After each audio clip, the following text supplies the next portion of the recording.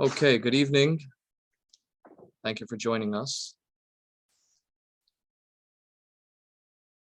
Today, or I should say this evening, we are discussing the art of parenting from a Jewish perspective. And before we begin with the art of parenting from a Jewish perspective, we want to first ask the question, why is it that we should learn from a rabbi about parenting? So you're able to hear me okay? Why should we learn from a rabbi about parenting? So you might say, well, the rabbi has a lot of kids. So that's true. Baruch Hashem. My wife and I are blessed with 7 children. Bli Ayin Hara. At the same time, there should be more to this than just our experience, because as we know, experience doesn't always translate into wisdom.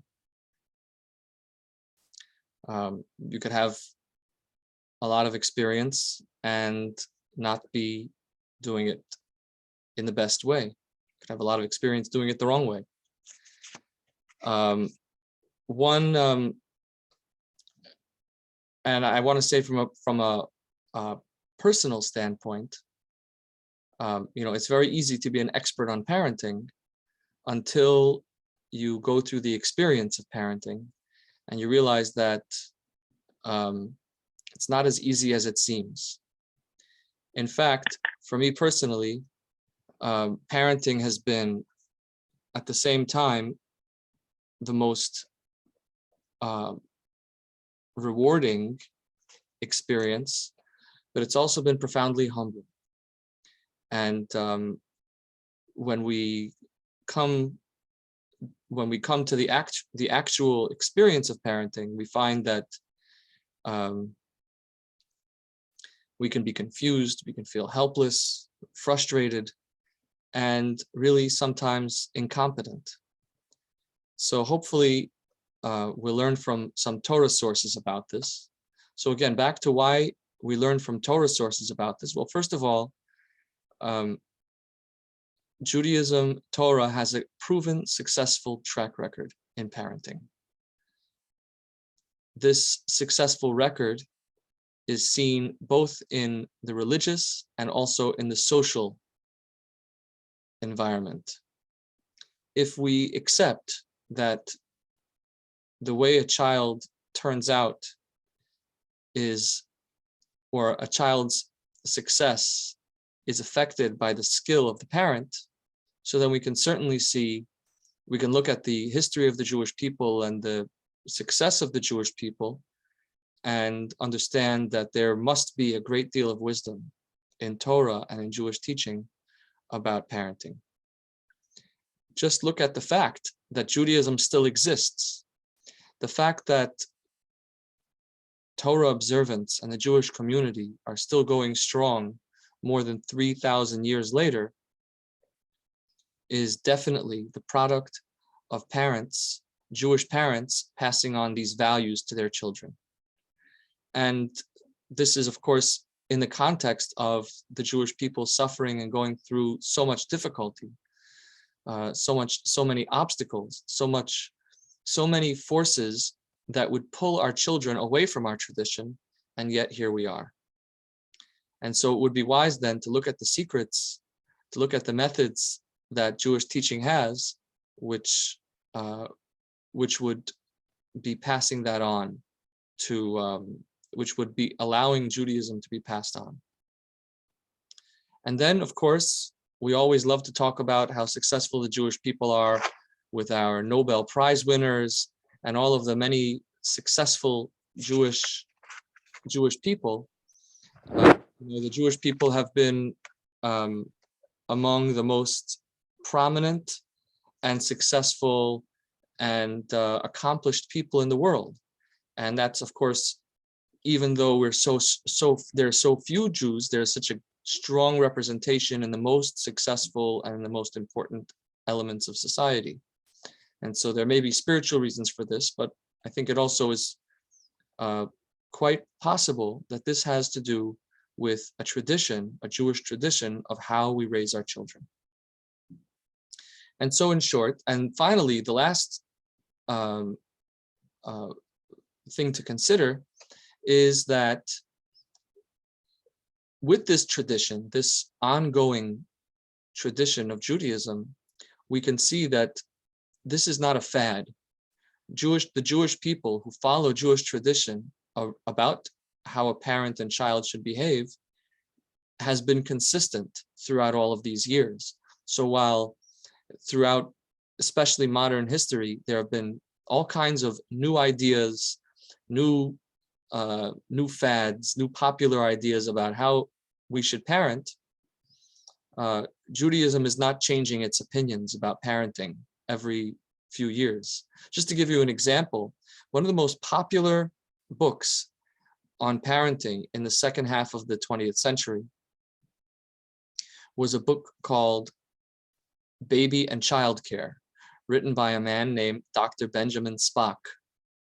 And this was a bestseller. It sold more than 50 million copies. And in earlier versions of his book, in the first versions of Dr. Spock's book, he said that when a baby cries, the parent shouldn't pick them up because that would spoil the child. And then later on, when new studies came out, Dr. Spock himself changed his mind. And he said that a child who isn't held and isn't shown love by their parent can later on have issues with aggression and problems with intimacy and love. And so even the same expert changes his mind, so we find ourselves confused and we don't know who to follow. And so as we approach this learning, we can take confidence in the fact that this comes from a time-tested and ageless advice that comes from a Torah-oriented perspective, which has a steady path and which is based on truth and not simply following a temporary fad, someone's personal opinions.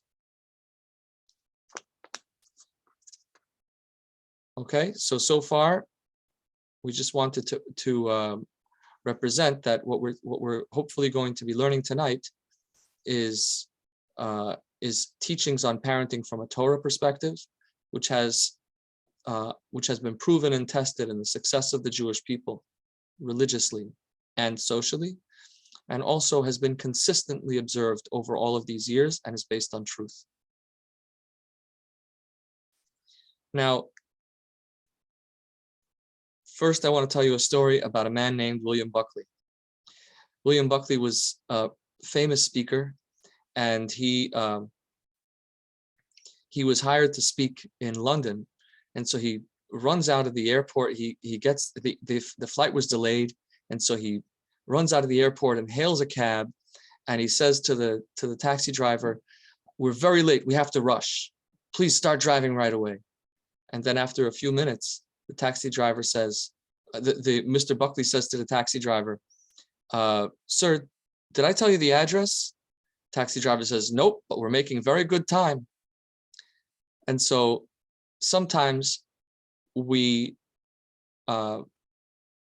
think that we're doing something very well, but if we don't know where we're going, then we don't know what the goal is, then we can be sure that we won't get there no matter how hard we work.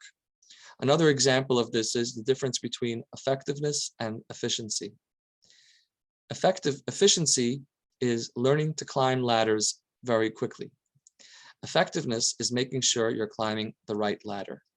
And so while as parents, we all are trying very hard and working very hard, the key is really to identify what is the goal? What are we trying to accomplish? Why we should be parents? So that starts with the first question. Why should we be a parent? And so then the question goes back to the very beginning. Why have children at all? Why should we have children? So you think to yourself, what are some of the reasons that people want to have children, right? So we all understand that having children is a big responsibility and will take away a lot of our freedom and our sleep, and they're expensive, and they also involve a lot of logistics, a lot of obligations. We have to go certain places and do certain things that otherwise we might not want to do. We have to pay tuition, college tuition, yeshiva tuition, and often the children don't even appreciate what we're doing for them. So why bother having children? So some of the reasons that someone might give is because I want to carry on my name. Babies are adorable. I want to experience love as only a parent can. I want to have someone to take care of me in my old age. And I want to be a giver. Another reason, of course, if you happen to be Jewish, is because your parents are driving you crazy that they want to have grandchildren already. So why do people still want to have children despite all those difficult reasons? So all the reasons that we described so far essentially can be summed up in one thing. Children will fill a void, fill an emptiness in my life.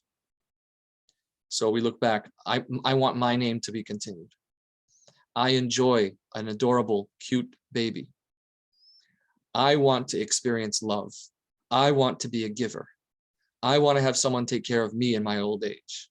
In all of these cases, the child is filling a void in my life.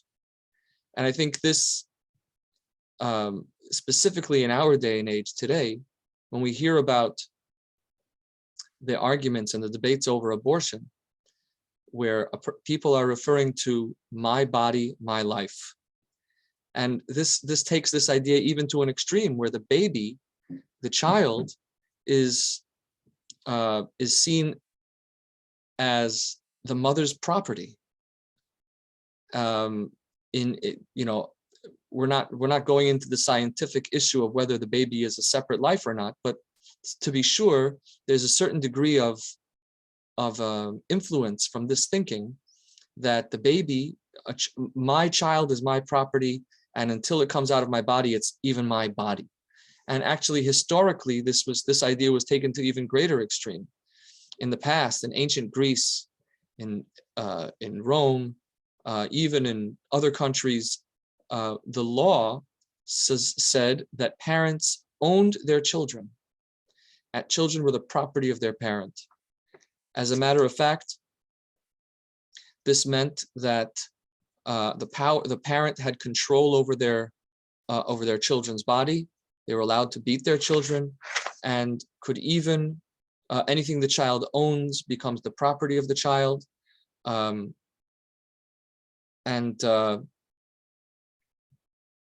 even in some very extreme cases, parents would not be prosecuted if they killed their children, God forbid.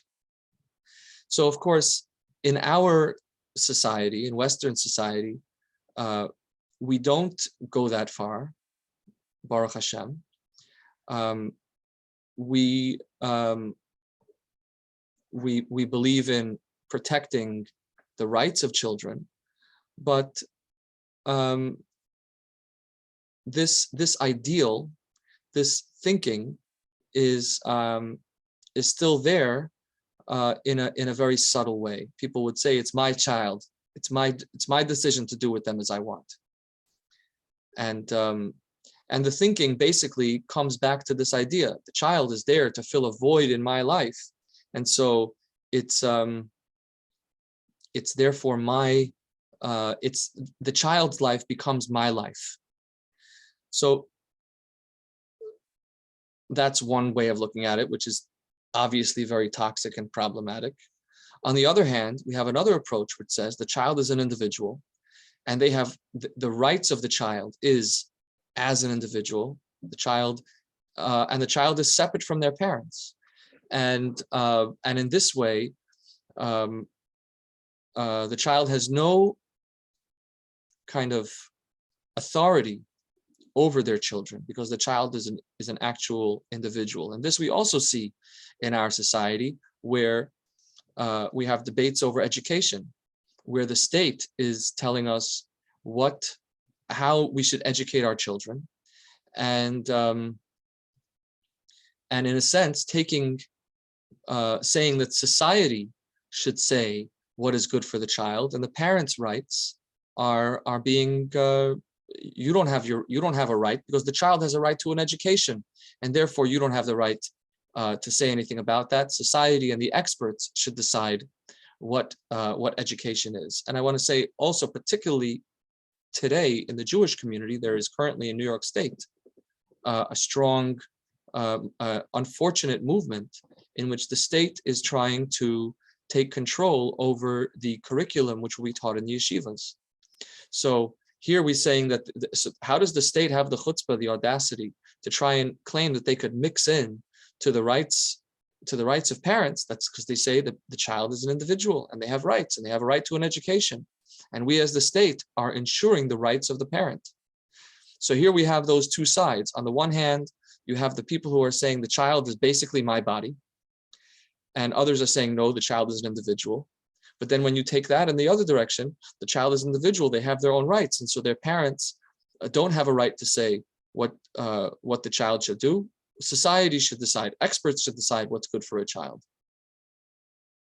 And it isn't because of the reason that somebody needs to decide, is because the child is vulnerable and needs to be protected, even from their parents.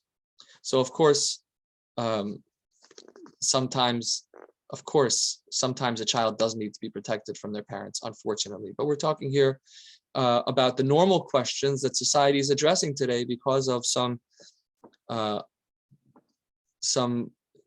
not healthy view in what is the relationship between a parent and a child. So Judaism has a more balanced and a different approach, which to parenting, which really takes both of these questions off of the table. So first, let's take the first question of in whose interest are we considering when we ask how to parent? The number one rule that the Torah wants us to ask before when asking questions about parenting, it is this decision that I'm making good for me, or is it good for my child? First and foremost, parenting, being a parent, is about love. Now, the difference between love as we described it before, where I want to experience love, and love from the Torah's point of view, is that loving one's child means doing what is good for the one I love, not doing what's good for me. So if it's because I want to feel loved, or I want to feel that I'm giving love, that question ultimately becomes self-serving. But if the question is, am I really being kind? Am I really being good? Am I doing what's right? That question will be what is good for the child, not what is good for me and my image as a parent.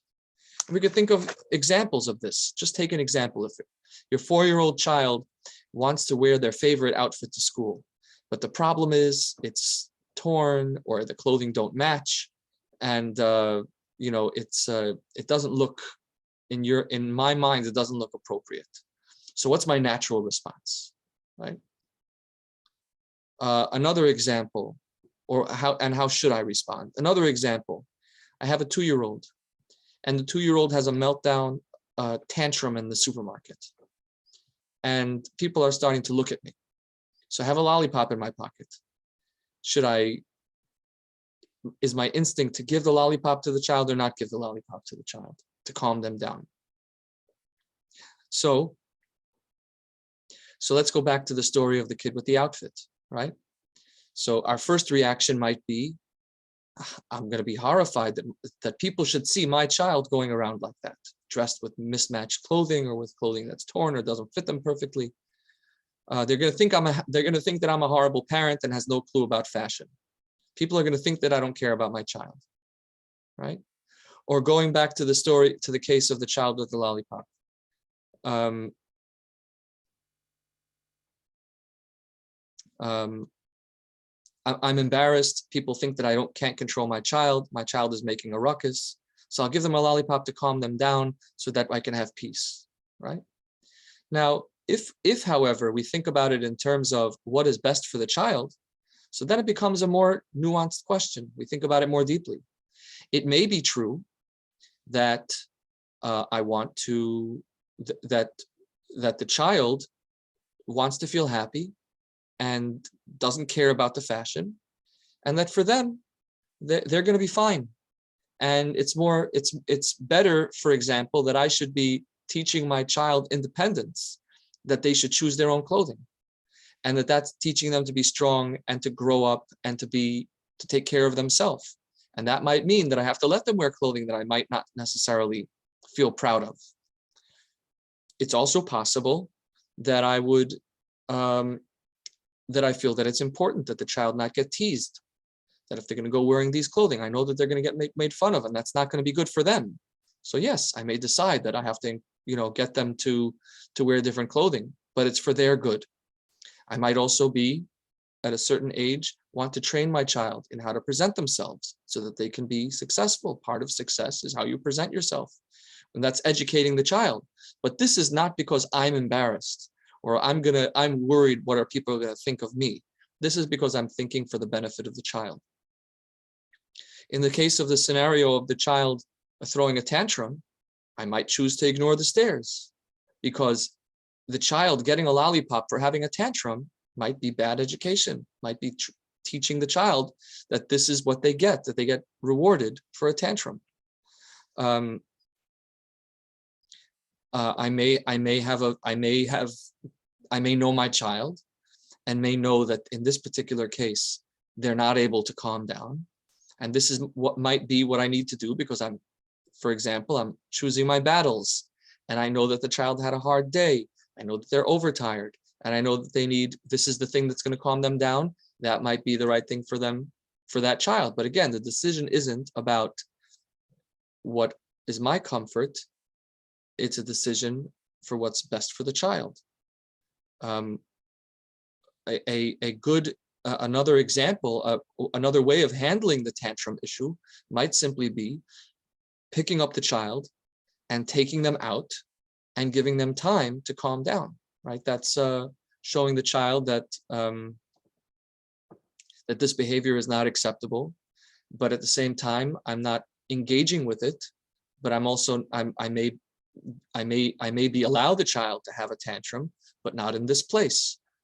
We often would tell our children, this is not the crying room. If we're having dinner, for example, and the child starts to throw a tantrum, we'd say, crying you can do in another room, right? So but this isn't about my feeling of discomfort. This is about what do I want, which values do I want to instill in my child? And the what counts here often isn't so much what the decision that I make. It is why I'm making that decision. And the child picks up on this. Number one, when I think about my child's best interests, I'm more likely to make a reasoned, logical, and healthy decision. And also, the child senses whether I am responding from anxiety and from being terrorized, or whether I'm responding based on an educator's mindset. And so this is, to summarize, this is the first rule of parenting, which is I am a parent to act in the best interest of my child and not in what's comfortable or easy for me. And that might mean sometimes doing things that are not comfortable, not pleasant, and that's what we're going to be exploring, hopefully. Okay, so that's what we say. So far, we talked about the history of Jewish parenting and Jewish teaching around education, and also we talked about the first foundation of healthy parenting is acting in the best interest of my child and not in my own best interest. Another example of this, and here we'll go into the halacha, the actual Jewish laws around how how a child should behave with their parent, is that a parent shouldn't be a parent. We're not to be our child's friend. And that's because, again, if we're thinking in terms of what's good for us, we might feel more comfortable and more good about ourselves when we have a friendly relationship with our child, when we treat them as an equal. And certainly in our Western society today, equality is very important. And we might think that this is, the healthy way of treating respecting our child's individuality. And yes, respecting child's individuality is important, but we have to remember that we are the parent and they are the child. A child needs parents who behave like parents and not a friend. A child needs a parent who behaves in a friendly way, but not a friend who is their parent. And this again goes back to this idea that I don't need my child to love me. I don't need my child's approval. I don't need my child to feel good about me. I need the child to be the best person that they can be. And if we look at Avraham Avinu, the Torah tells us right away. This is a verse in Bereshis, in Genesis chapter 18, pasuk 19. Ki yidativ l'man asher yitzaveh es banov ve'es beiso acharov v'shamru derech Hashem la'asos tzedakah u'mishpat. In love, I love Avraham, says God, because he instructs his children and his household after him to follow the path of God by doing righteousness, charity, and justice. And so this is the first example in the Torah that tells us how a parent behaves. It's our job to teach the child, to teach our household, to follow the path of God, to do righteousness, charity, and justice. We want to instill in our children values and principles that reflect what is a good person. And so how we do that is not only by telling them rules, but also by looking for teachable moments. And the holy books say that one of the ways we can do that is by pointing to the behavior of others. And this is not lashon hara. This is not gossip. This is teaching. So you see the way that person behaved? I hope you know not to behave like that.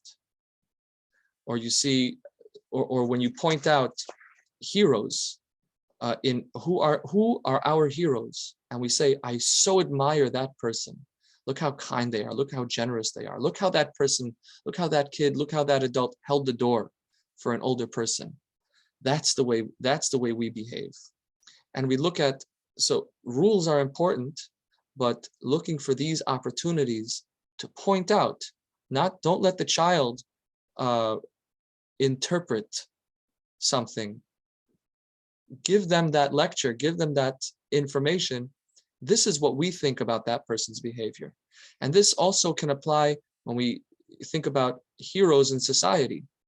So often one of the big issues today, I had a call last night from somebody who's asking me, his child wants to go to a basketball game. Is it appropriate to take his child to a basketball game? He was concerned that the way people are dressed and the cheerleaders and all of that, is that something that he wants his young son to see. And I pointed out to him that actually the bigger issue with attending a sports event, and this is not to say you shouldn't attend a sports event, but it's important to put it in context, is who are the heroes of our children? Who do they look up to? And so we want to tell them that it's great to admire someone's success on the court. It's great to admire someone's achievements in sports or in film or in whatever else it may be. But what really matters to us is the way you treat your friends. It's the way you treat people that are vulnerable. It's the way you welcome somebody, a new child in your class. It's the way you speak to your elders. The way you conduct yourself, that's actually takes even more courage and even more strength than to be successful on the basketball court. And so it is our job to, quote unquote, brainwash our children, or to wash their brains, because there's so many messages in modern culture about who is cool and who is successful. And we want our children to know who is cool, who is successful: someone who acts like a mensch, someone who behaves with dignity, someone who prays with sincerity, someone who acts with kindness. This is a hero. So we want to instruct our children and our household to follow the path of God by doing righteousness, charity, and justice.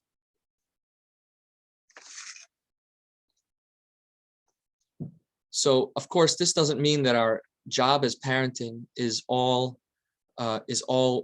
strict and rules and lessons and lectures. We also have to be. We also have to have fun time and family time and joyful time. And the truth is, again, that isn't because I want to have enjoyable family time. It's because the child needs to have that safe and welcoming environment in which they will then be open to hearing my instructions and my guidance for life. Because so again, I'm not looking to have that fun time because I enjoy it, or because I enjoy family time. It's because this is what creates the best environment for me to be able to instruct my child and to give them the kind of lesson which I am called to do, which is my obligation to do.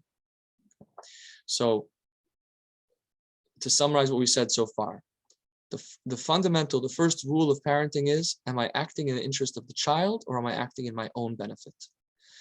And that means that I might sometimes make decisions that might be uncomfortable, might be more difficult. It might not seem like the right thing to my friends or to the people looking, but my motivation is because I know my child and I know what they need.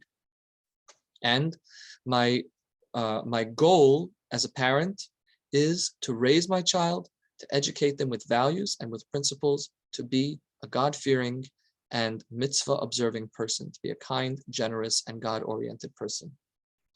So, and one of the things that's necessary in order to make that happen is to have a loving and warm and joyful environment in my home, because the child needs that.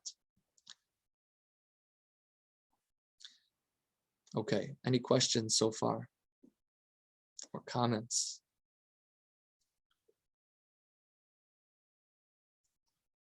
Okay, so we'll proceed.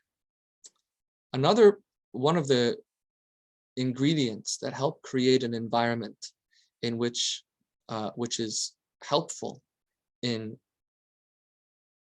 a parent being a parent and being in that role of the spiritual and moral guide of their children is indicated in the Torah, actually in the Ten Commandments. Kabed es avicha ve'es imecha leman yarichun yamecha. Honor your father and your mother so that your days should be lengthened. The Torah also says, Ish imo ve'aviv tiro. Each person shall revere their mother and their father. So, in addition to honoring the parent, we also have an obligation to fear, not to be afraid of, but to respect, to have reverence for. The Talmud says, what is an example of reverence for a parent?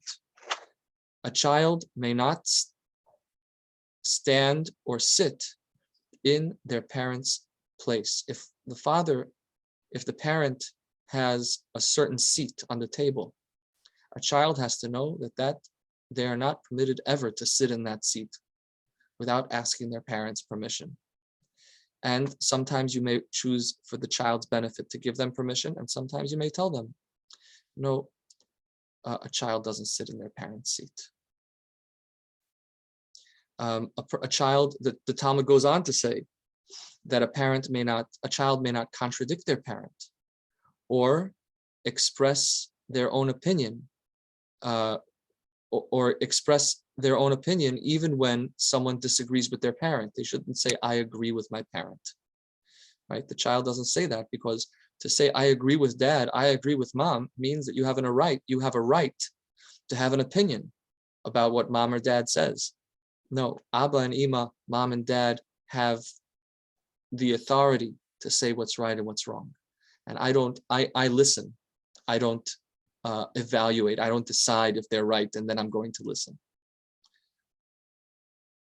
Of course, a child never calls their parent by their first name. A child also should be taught that they shouldn't even say their parent's name. That's a kind of familiarity. That's the opposite of reverence. When we talk about honoring our parents, which we'll discuss in other times, but just in brief, the honor of a parent is that we help feed our parent, bring them food and drink, help them with their clothing, and help them with things that they need, to stand up when they come into the room. These are examples in which we assert this authority, this healthy authority that a child needs. This foundation, the foundation of mora, of fear, of respect that a child should have for their parent, is to maintain the parents' status in the life of their child. Contrary again to modern thinking that children are essentially equals to their parents, they're also human beings that have their own rights. Torah teaches that a parent needs to be seen by their child as being in a higher class, being on a higher level. And this is uncomfortable for us, because it's so much easier for us to just, be easy and be friendly and let it go. But for the good of the child, they need to know that their parent is someone that they have to look up to and learn from. Now, this is not to say that we're supposed to say to a child, "How dare you speak to me that way?" and to get angry when they're disrespectful. This is again part of the teaching of how we teach the child. This is not about getting respect because I want to be respected. It's not about my need to be respected. It's because the child needs to have a parent that they respect. And so one of the ways we do that is you don't say, "You don't talk to me like that." That's not how we say it.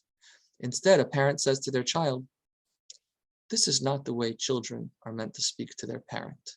And so it's not about me, my respect. It's about me taking up that role as an educator in my child's life, informing them. We don't do that. This is not the way a child is supposed to speak to their parent. On the other hand, we're not here to impress our child, right? We're not trying to be cool in front of our children so that they think that they're impressed with us as people. That makes it personal. And it also shows that we want our child to approve of us. I don't need my child to approve of me. I know who I am, I know what I stand for, and I know what my values are. And my job is to be consistent and to stand in that authority for the benefit of the child. Here are some other examples of how we can educate our child in the way to speak respectfully. How should a child be speaking to their parent when they are upset? Are we never allowing a child to be upset at their parent? So one of the things that we can teach our children is, I hear that you're upset, but that is not the tone that we speak in. Can I hear that in a more respectful tone, please? Can you say that differently? Another great way that we found very effective, and this is also, as we'll see in a moment, reflected in halacha. Do you have a question for me? The child is angry. I don't like this. I don't like that. Why, don't tell me. Did you want to ask me a question? And And the child, and this opens up that opportunity for the child to say, for example, go put on your sweater. It's cold outside. Mom, I don't want to wear a sweater. We don't necessarily have to insist, but we can teach the child that there's a respectful way to do this, and to say, did you want to ask me a question? And prompt the child to say, Mom, is it okay if I don't wear a sweater, or if I wear a jacket instead, right? And this turns this conflict into respectful speaking. And sometimes we might model that for our child. We might say, did you mean to say, Mom, is it okay if I wear a jacket, right? Or did you mean to ask me if it's okay if you go out without a sweater, right?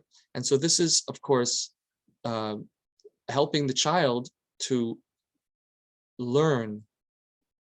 We're on their behalf, for their benefit, we're teaching them how to ask for their needs in a respectful way. And we're also maintaining our role as a parent, and holding that space as the person, the rock, the foundation, the person that the child respects. Of course, we remember that this is not something that's learned overnight. And again, if we're bearing the interest of if we're keeping the best interests of the child in mind, then we realize that it isn't about me, the parent, getting my way right now. It's about consistently educating them and modeling for them good behavior. Another example of this is, if am I my child's servant, right? So think of an example. I'm walking in from the kitchen toward the dining room, and my 10-year-old is doing homework at the table. And they say, Dad, and there's a table on the other end of it. I'm passing by, where the pencils are. And the child says, Daddy, could you please pass me a pencil? Okay, they said, please, very good. That's not a problem, it's on the way. But if we're all sitting at the table and the child says, Dad, I don't have a fork, are you gonna go up and, Mom, I don't have a fork? Is it appropriate for the parent to get up and get a fork for their child? I would say a 10-year-old child, absolutely not. Even a 6-year-old has to understand that the parent doesn't get up and do things for the child. The child has to do things for the parent. And so we don't, when the child can do something themselves, it's counterproductive to do it for them, not only because we're not teaching them independence, but because we're sacrificing the respect that the child is supposed to have for their parent. If a 12-year-old asks you politely for a ride to their friend's house, that's perfectly fine. But if they ask you to prepare a snack for them while they're at their friend's house, no, that's something they can do and should do by themselves. So going back to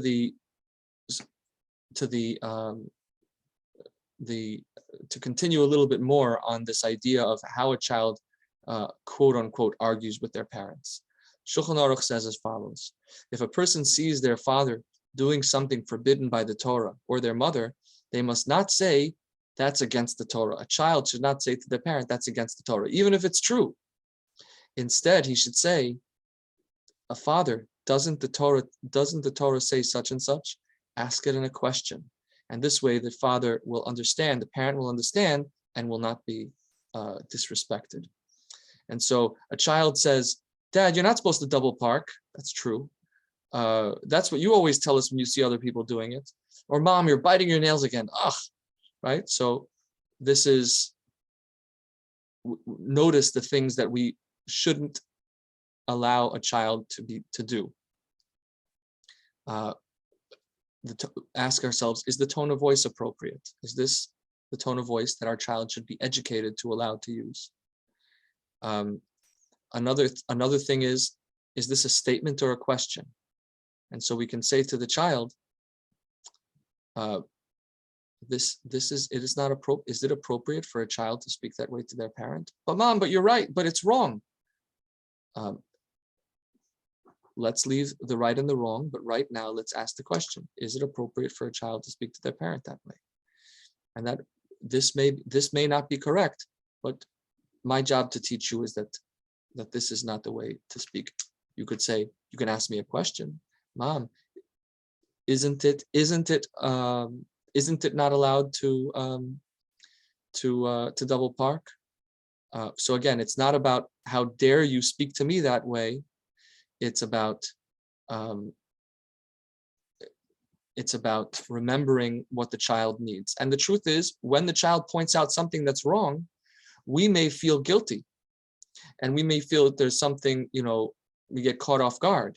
But again, for the child's best interest, we have to remind them that the parent needs to be spoken to. The parent should be spoken to in a way that shows respect.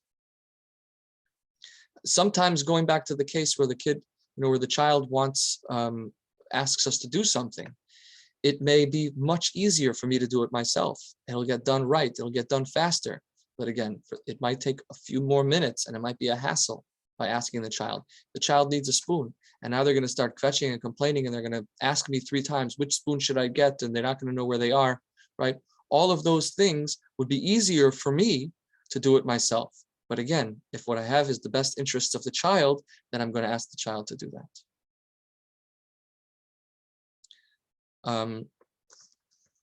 So let's conclude, and then I'll save a few minutes for questions if anyone has. So today we learned 2 of the most important foundations of parenting. Number 1, it's about the child's benefit. And number 2, to be able to do what the child needs in order to be the best parent that the child should have is we need to strengthen our position as parents. We need to be strong parents. And these 2 points are necessary in order to be able to have the right environment, to be able to put into practice that which we'll talk about with Hashem's help in the future. So let's conclude today with 2 brief thoughts. Number 1, parenting from the Jewish perspective is not easy. And in general, of course, it's not easy to put aside our own interests and our own needs and to focus on the needs of others, even if those others happen to be our children. But we have to keep in mind that if Hashem gave me a child, that means that Hashem has given me the ability to parent that child properly. I am parenting this child not on my own behalf, but on Hashem's behalf. Hashem has entrusted me with this child, and therefore has given me the ability to do that, to do what's best for the child. Also, we have to remember that it's not about being perfect. It's not all or nothing. One of the things we can also show our children is that we are learning. And for example, when the Rebbetzin and I would go to a parenting lecture, we would tell our children that we're going to a parenting lecture, that we're going to learn about Torah's teachings about parenting and about family. And so being here and learning about that is also evidence of the idea that even though we have our authority, that doesn't mean that we know everything. Even though we're strong parents who are teaching our children values, that doesn't mean that we have it all figured out. We're continually learning, and we're continually working on ourselves. And we also pray that Hashem give us the strength and the wisdom that we need in order to be able to do on His behalf, on Hashem's behalf, what is necessary for the good of our children, who are Hashem's children. That's number 1. Number 2, there is kind of a contradiction in parenting. On the one hand, we have to get out of the way and allow our children to grow and develop. On the other hand, we have to be there for our children and give them what we know to be true. And so this that we've discussed tonight really helps to resolve that, where I am going to get out of the way and allow my child to develop when that's what's necessary for their well-being. And I'm going to teach them when that's necessary for their well-being. We're concerning ourselves with what's in the best interest of the child. And in this way, we are actually teaching them and allowing them to learn. We're allowing them to develop by teaching them. So we're holding up the child's own development and the child's growth as an individual by asserting our role as the best parent that we can be. So